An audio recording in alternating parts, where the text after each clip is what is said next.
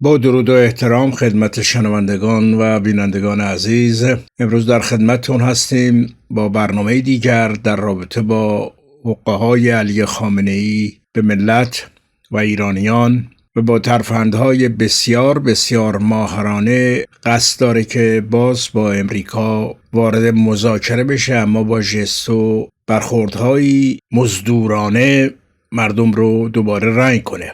امروز در این باره صحبت میکنیم و درباره اینکه فرستاده ترامپ برای مذاکره با جمهوری اسلامی یک صحبت‌های تازه‌ای کرده، اون رو هم پخش میکنیم، تحلیل میکنیم اونو که و دارن ساخت پاک میکنند و ما نباید گول این رفتار و این بی‌حرمتی که خامنه‌ای به ملت میکنه، خصوصا در سال جدید و مراسمی که هر سال برگزار میکرد در سال نو، امسال زشتر و خبیثتر از همیشه بود که حتی یک سبزه جلوی خودش نذاشته بود، هیچ نمادی از عید نوروز ایرانی در جلوش نبود و حتی تبریک سال نو رو هم به شکل مرسوم گذشته نکرد، چون که ساخت پاختش با امریکا در حال انجام هست و خیالش راحت هست که باز ماندگار هست.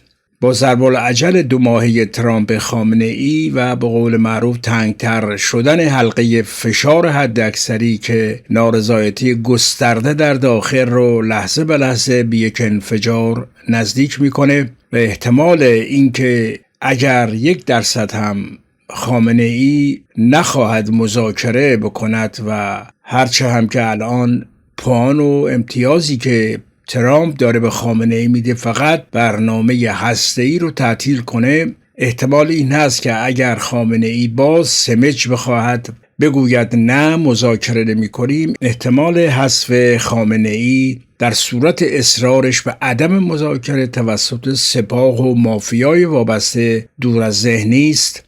بارها این جمله حفظ نظام از اوجب واجبات است و حتی از جان امام زمان هم مهمتر، این رو از درون نظام شنیدیم. بنابراین این احتمال وجود داره که با حذف ناگهانی خامنه‌ای در یک کودتا و یک کنارگیریش به بهانه بیماری و تشکیل یک شورای رهبری که تأمین کننده منافع تندروها و مافیای پشت پرده باشه، با پذیرش کلیه شرایط ترامپ در صدد حفظ این خان یغمایی که 46 سال است با آن دست یافتند بر بیایند و رژیم رو موقتاً از سقوط نجات دهند. اما ما مردم ایران باید با هوشیاری کامل برای چنین سناریوی آماده باشیم و اجازه ندیم تا دولت‌های غربی با رسیدن به منافع خود به ادامه این رژیم تبهکار تن دهند و اینجاست که اراده ملت تکلیف نهایی جمهوری اسلامی رو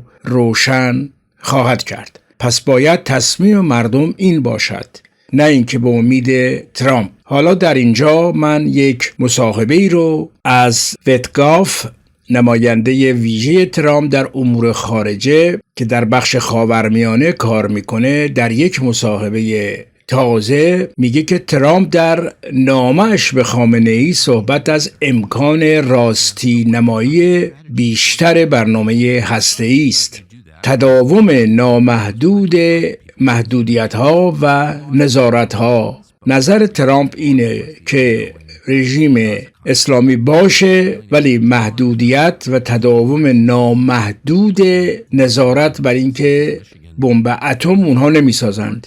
یعنی صحبت برچیده شدن که برخی منابع دیگر گفتند برچیده شدن هسته‌ای کامل این نیست.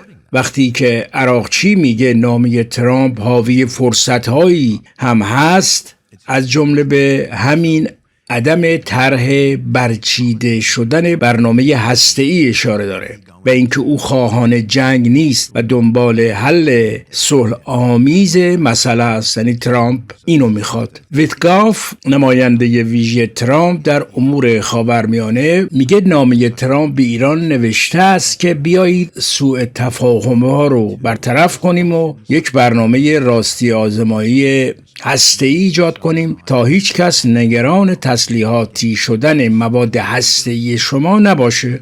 فقط در همین حد. ترامپ میخواهد با تهران با احترام برخورد کنه و اعتماد سازی کنه. ایرانی‌ها از طریق کانال‌های محرمانه از طریق چندین کشور با امریکا تماس گرفتن. ترامپ آماده است تا همه چیز رو حل کنه. امیدوارم تهران پاسخ مثبت بده. یعنی در اصل دارن مردم رو رأی میکنن، بقیه دارن با صحبت‌هایی که آقا ترامپ حمله میکنه، میزنه، فلان کارو میکنه، اینها همه نمایش است. استیو ویتکاف نماینده رئیس جمهور امریکا در امور خاورمیانه در گفتگو با کارل سون میگوید ترامپ میخواهد با ایران با احترام برخورد کنه، اعتماد بسازه و از جنگ اجتناب کنه. به گفته ویتکاف نامه ترامپ به ایران تقریبا شامل این جملات بوده: من یک رئیس جمهور صلح طلب هستم، این چیزی است که میخواهم، هیچ دلیلی وجود نداره که این مسئله به درگیری نظامی منجر بشه، بیایید صحبت کنیم و سوء تفاهم ها رو برطرف کنیم.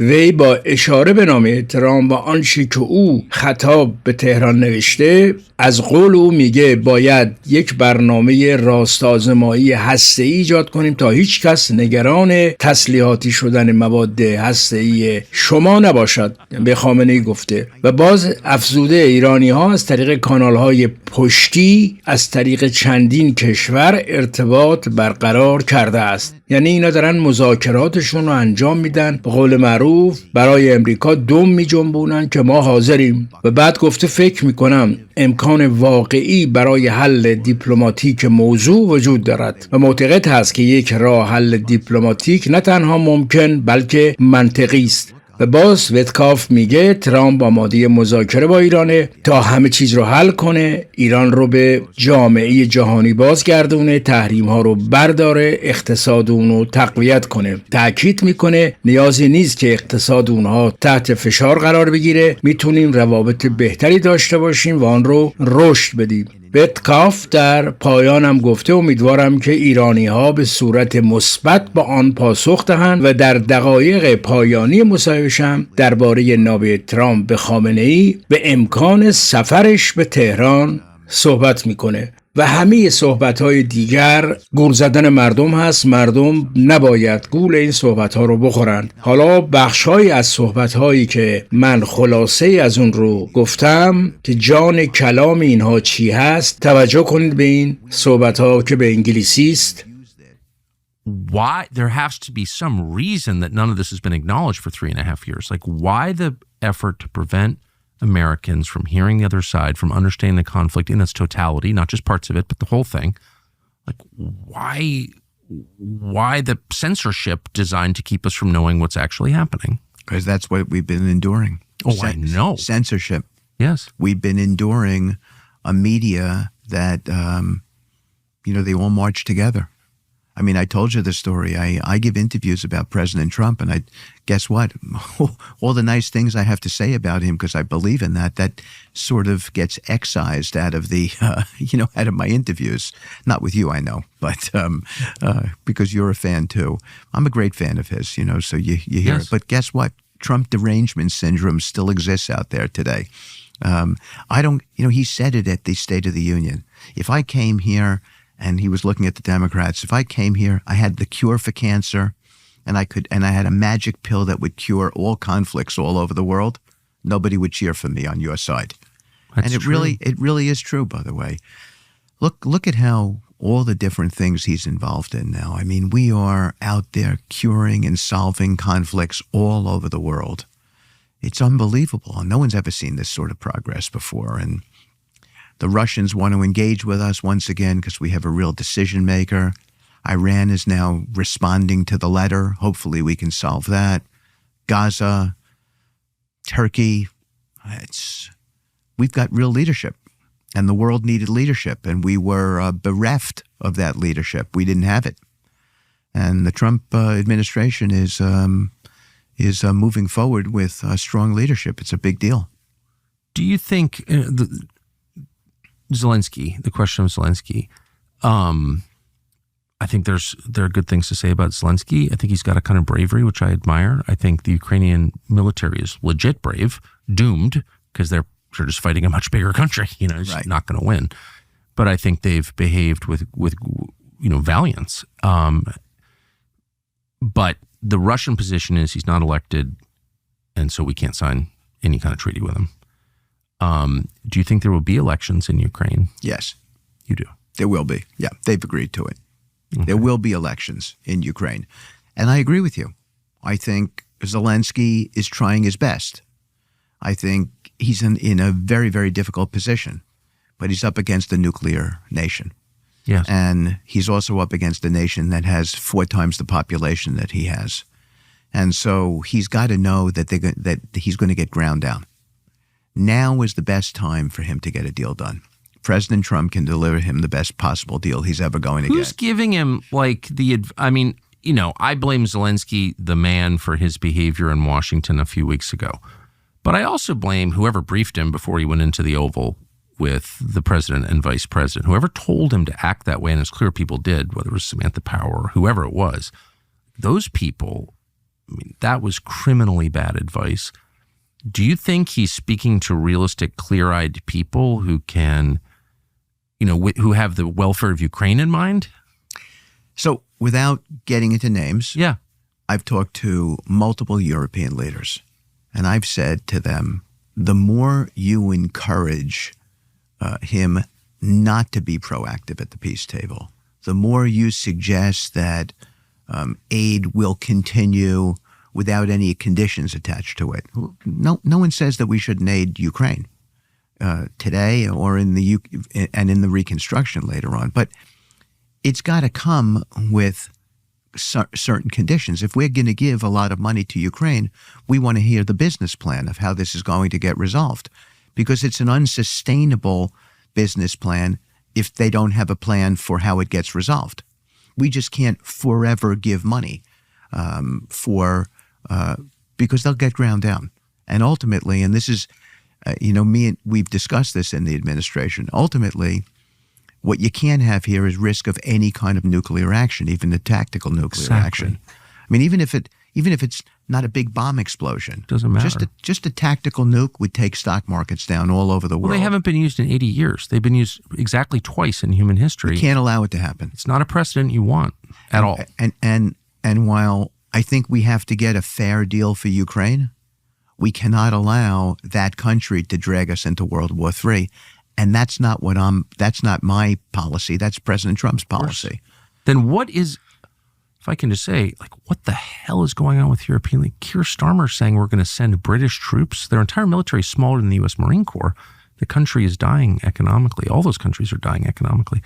What are they thinking? What is that? Is that a posture? Is it a pose? Well, I think it's a combination of a posture and a pose, and a combination of also being simplistic. I think there's this, this sort of notion of we've all got to be like Winston Churchill. The Russians are going to march across Europe. I think that's preposterous, by the way. We have something called NATO that we did not have in World War II. Do you think the Russians want to march across Europe? 100% not. I think right. I think, why would they want that? I wouldn't want those countries. Why would they? First of all, why would they want to absorb Ukraine? For what purpose? Exactly. They don't need to absorb Ukraine. That would be like occupying Gaza. Why do the Israelis really want to occupy Gaza for the rest of their lives? They don't. They want stability there. They don't want to deal with that. But the Russians also have what they want. They've reclaimed these 5 regions. They have Crimea, and they've gotten what they want. So why do they need more? He said, Putin's a very smart guy. Someone said to me that I was talking to someone in the administration, and they said, well, you got to watch it because he's an ex-KGB guy. So I said, okay, what's the inference? Well, he's an ex-KGB guy. He could be looking to manipulate you. Says the ex-CIA guy to you. Yeah, Sorry. This was not an ex-CIA guy. Well, they all are. But effectively. And I said, look, here's how I see it. In the old days, the only people who went into the KGB were the smartest people in the nation. That's who went into the KGB. He's a super smart guy, okay? You don't want to give him the credit for it. That's okay. I give him the credit for it. They must hate you for saying stuff like that. But he is. I know. I mean, I'm very aware. So should we ignore it? I mean, and this is what I talk about with level setting the facts. Are we now, like Trump was elected, we're now allowed to speak freely. We were not, we were muzzled, Tucker. No one was allowed to say what they really wanted to say. Oh, I'm very aware. I mean, we just came out of a world where a judge who was not even an elected judge could tell a man that he was going to spend 10 years in prison, and he had 80 million votes in this country. Yeah. Guess what? That's gone. Okay. Yes. So, listen, we can breathe again. Yes. That's amazing. So there's the negotiation that's going on between, in Eastern Europe between Russia and Ukraine, which you're obviously at the center of. But there's also an informal negotiation going on back in Washington where you have a lot of people with, economic interests in this war. I mean, let's just be honest. Certainly ideological interests. And all of Washington has been mobilized to fight Russia. We are at war with Russia through our proxy, Ukraine. Right. And the President Trump shows up and is like, applies the brakes, like it stands on the brakes. But is that going to get resolved? I think so. You do? I think so, yeah. Like it's one thing to deal with the Russians, but to deal with the permanent bureaucracy, that's really tough. But who doesn't want to have a world where Russia and the United States are doing collaboratively good things together? Exactly. Thinking about how to integrate their energy policies in the Arctic. Exactly. Share sea lanes. Maybe send LNG gas into Europe together. Maybe collaborate on AI together if we can get past, technology migration. Who doesn't want to see a world like that? What about the presidents being able to talk to one another about Iran, where Russia has some degree of influence? I mean, who doesn't want to see a world like that? To me, it's so logical. I passionately want to see a world like that, not for any weird agenda other than that sounds great. Like, why wouldn't you want that? Exactly. But nobody wants that in Washington. Well, I think this is the thing. People get wedded, to a prescription because that was what they endorsed before, and it's hard for them to back off of it. Yes, it is. Now. But you seem confident that the entire permanent establishment in D.C., and they're not all stupid, by the way, some of them are very smart and highly motivated, that they can be brought around to that view. Well, look at the progress that we've made in Russia. We've made tremendous progress. It's nothing short of enormous. How in the world is that Putin looking to manipulate people like me or other people who may be negotiating with him? That's Putin actually reaching across the table and saying to President Trump, I'm prepared to do these things. And now the president is accepting that, and he's saying, let me tell you what I'm prepared to do. And he's prepared to bring Zelensky into the conversation. And he talks to Macron, and he talks to Starmer, and he talks to the Norwegians and the Finnish. I think none of these people have been talking together before. Can you imagine a war that's been going on for 3.5 years? No one was talking? This is what went on. It's insanity. I know. And by the way, it was inexorably marching toward nuclear conflict.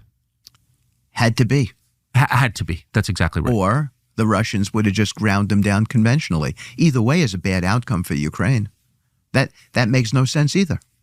The Russians outstripped them 4-1 in population. They either would have ground them down over time, or, God forbid, you could have had some kind of tactical nuclear issue. Yes. Which would have been a disaster for the world. Because as you say, we haven't had one for 80 years. It's so, I can't tell you, I'm not sucking up, I mean this, I can't tell you how refreshing it is to hear someone tell the truth, obvious truths. And I do think it makes a huge difference to say the truth out loud. Well, I think it's important to say the truth out loud. That's what we weren't allowed to say. Yeah. When I went to court with the president, I went to his criminal trial quite often.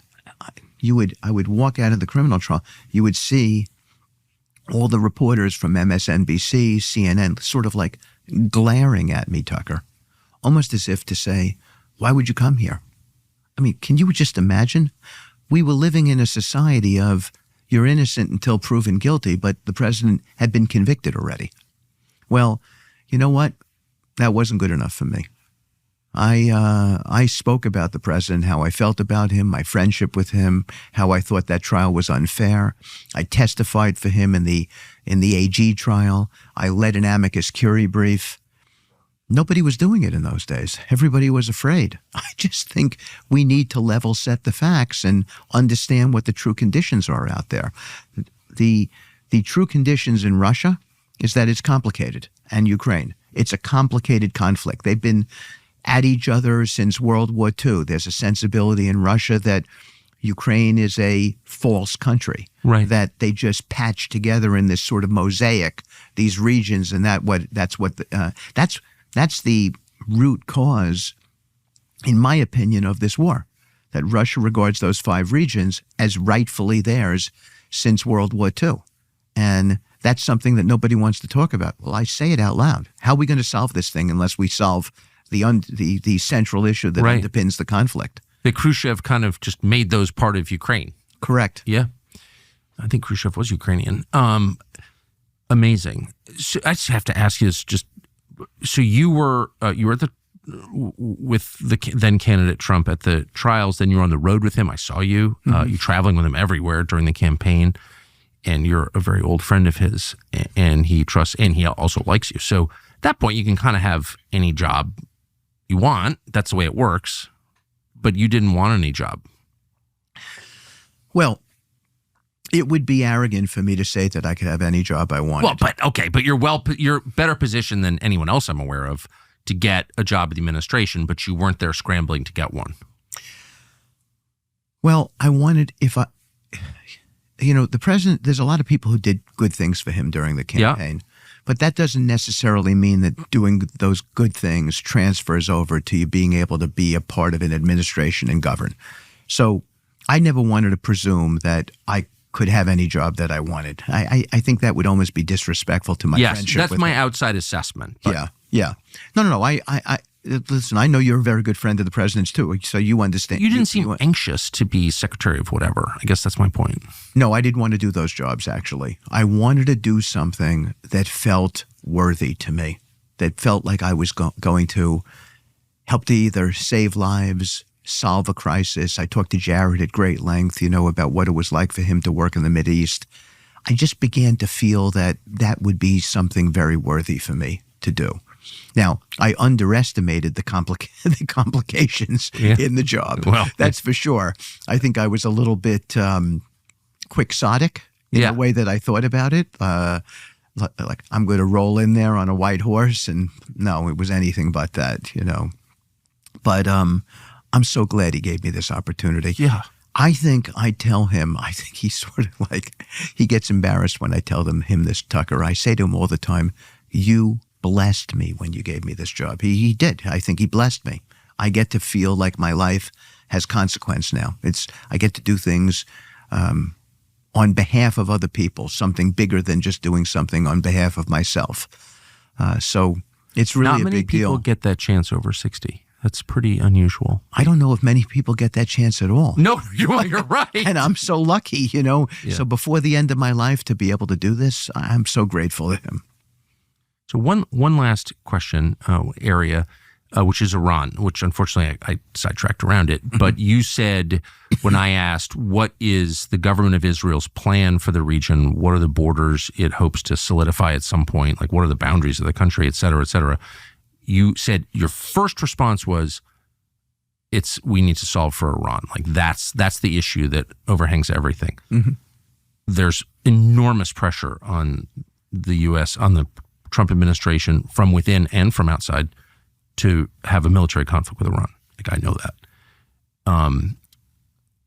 The president that's not his first, this is my read. If he wanted that, we'd already have it. He seems to want a diplomatic solution first. He wants to try that first. Yes. That's fair? That's fair. Do you think that that's achievable? Yes, I do. Look, he sent a letter to the Iranians. Usually, it would be the Iranians sending a letter to him. Remember, the Iranians' air defenses have been eviscerated in that attack from Israel. They're open to attack today. Yeah. They're a small country compared to ours.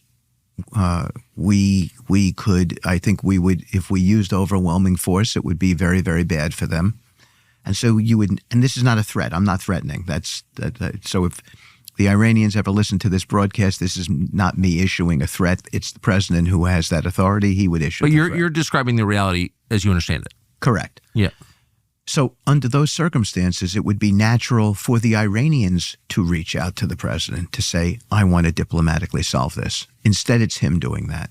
Now, I can tell you that he's not reaching out because he's weak, because he is not a weak man. He is a strong man, maybe one of the strongest men I've ever met in my life. Maybe the strongest man I've ever met in my life. Actually, I think at that point, I think he is that person. Whatever you think of Donald Trump, even Trump haters would have to acknowledge that's kind of indisputable at this point. Yeah, he is a strong man, yes. and I'm going to say this: the strongest man I've ever met. So, with that all said, he wrote that letter, and why did he write that letter? For people who aren't aware of the letter, can you just roughly describe what it said? It roughly said, "I'm a president of peace. That's what I want. There's no reason for us to do this militarily. We should talk. We should clear up the misconceptions. We should create a verification program so that nobody worries about weaponization of your nuclear material. And I'd like to get us to that place because the alternative is not a very good alternative." That's a rough encapsulation of what was said, roughly. And the president has said that. He's said that, so I'm not telling you anything top secret or anything of that sort. The Iranians have reached back out. And I'm not at liberty to talk about the specifics, but clearly through back channels, through multiple countries and multiple conduits, they've reached back out. I think that it has a real possibility of being solved diplomatically, not because I've talked to anybody in Iran, but just because I think logically it makes sense that it ought to be solved diplomatically. It should be. I think the president has acknowledged that that he's open to an opportunity to clean it all up with Iran, where they come back to the world and be a great nation once again, and not have to be sanctioned, and being able to grow their economy. Their economy, I mean, these are very smart people. Their economy was once a wonderful economy. They're being strangled and suffocated today. There's no need for that to happen. They can join the League of Nations, and we can have a better relationship and grow that relationship. And that's what he's presenting. That's the alternative he's presenting. I think he wants to deal with Iran with respect. He wants to build trust with them if it's possible. And that's his directive to his administration. And hopefully that will be met positively by the Iranians. And I'm certainly hopeful for it. I think anything can be solved with dialogue, by clearing up misconception and miscommunication and disconnects between people. I believe that, by the way. And the president is a president who doesn't want to go to war. And he'll use military action to stop a war. That's when he actually wants to use military action. In this particular case, hopefully it won't be necessary. Hopefully we can do it at the negotiating table. I hope for our sake you wind up in Tehran. I hope I do too, or someone else from the administration. This is a little bit more complicated, this one, because it's nuclear and we're going to need some real technical, it's just a little bit more complicated. But I think it'll begin with the president, with someone from the president's team. It could be me. It could be me and other people. It could not be me and somebody else. But I am going to welcome that opportunity if I'm involved. Amazing. Steve Witkoff, Godspeed. Thank you. Thank you, Tucker. Thanks for having me. خب پس به این نتیجه میرسیم تنها راه و چاره مردم ایران این هست که به این ضرب العجل 2 ماهه ترامپ دلخوش نکنیم. برخوردی هم که خامنه ای در روز اول عید کرد با مصاحبهش نشان داد که ما ایرانی نیستیم، ما اسلامی هستیم، ما اسلام برامون مهمه و نشانی از 7 سین و مراسم نوروز هم جلوش نگذاشت. به خاطر همین بود، چون پشتش پره، میدونه که ترامپ چراغ سبز نشون داده، خودش هم میدونه. گفتم خدمتتون اگر 1% که خامنه ای بخواد از خر شیطون پایین نیاد، گفتم که سپاه و کسانی که حامی رژیم جمهوری اسلامی هستند و میخواهند باز بخور رو داشته باشند و این سفره‌ای که 46 سال پهن بوده برچیده نشه، حتی خامنه ای رو به بهانه‌هایی که گفتم کنار میزنند. پس ملت نباید گول این رو بخورن که ترامپ یا نتانیاهو حمله خواهد کرد. وقتی که ترامپ یقه خامنه ای رو گرفته و گفته که مسائل هسته‌ایت رو باید بر بچینی و راست آزمایی کنی، نتانیاهو هم کاری نداره. البته نتانیاهو با پخش 2-3 بار مصاحبه از خودش با ملت ایران گفته خود ملت این رژیم رو بردارید، یعنی ما نمیخواهیم شما را آزاد کنیم با حمله، ما میخواهیم به نفع خودمون و ملتمون تلاش کنیم. از این جهت یعنی توپ انداخته تو میدون مردم که خودتون رژیم رو عوض کنید، ملت رژیم رو عوض کنند و اونها اینجوری هم راحت ترند. یعنی هم ترامپ میخواد که ملت رژیم رو عوض کنند، هم نتانیاهو نه هزینه‌ای میشه و اینکه در آینده هم رژیم عوض شده، ایران هم با یک حکومت دیگر با یک رفراندوم سر کار میاد، یک رهبر تازه. ملت باید به فکر حمله نهایی به رژیم باشند.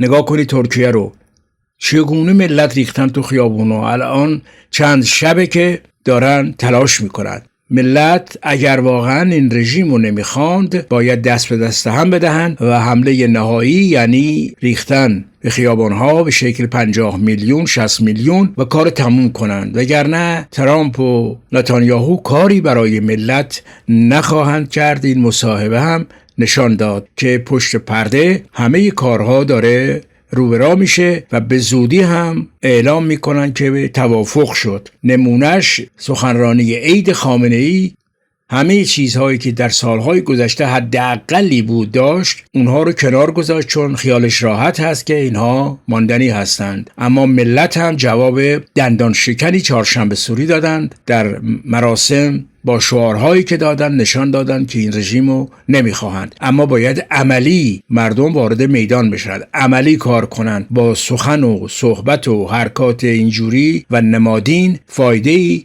نخواهد داشت. حالا شما عزیزان هم اگر نظر و یا پیشنهادی دارید در کامنت ها بنویسید. بدرود.